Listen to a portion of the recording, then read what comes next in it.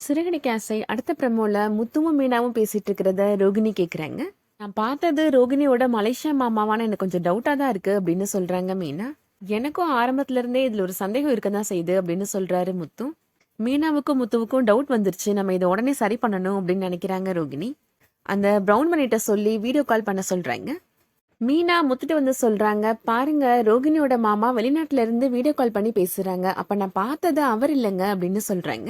முத்து சொல்றாரு, எனக்கு சந்தேகம் இப்பதான் அதிகமாகுது, நீ பார்த்தது கன்ஃபார்மா அந்த ஆளுதான் அப்படின்னு சொல்றாரு. அவர் தான் துபாயில இருக்கிறாருல, அப்புறம் எப்படி இங்க இருக்க முடியும் அப்படின்னு மீனா கேக்குறாங்க. முத்து மீனாட்ட சொல்றாரு, இப்ப இருக்க அறிவியல் காலத்துல நிலால உட்காந்து டீ குடிக்கிற மாதிரி போன் பேசுற மாதிரி எல்லாம் பண்ண முடியுது அப்படின்னு சொல்றாரு. எனக்கு என்னவோ இது டுபாக்கூர் வேலை மாதிரி தான் தெரியுது அப்படின்னு சொல்லிட்டு இருக்கிறாரு முத்து. கண்டிப்பா ஒரு நாள் முத்து அவரோட கஸ்டமரை இறக்கி விடும்போது அந்த பிரவுன் மணிய கறிக்கடையில வச்சு பார்க்க போறாரு. ரோகிணி சரியான ஃப்ராடுன்னு முத்து சீக்கிரமாவே கண்டுபிடிக்க போறாரு. இந்த வீடியோ பிடிச்சிருந்துச்சுன்னா லைக் பண்ணிக்கோங்க. சீரியல் அப்டேட்ஸ்க்கு நம்ம சேனலை சப்ஸ்கிரைப் பண்ணிக்கோங்க. தேங்க்ஸ் ஃபார் வாட்சிங்.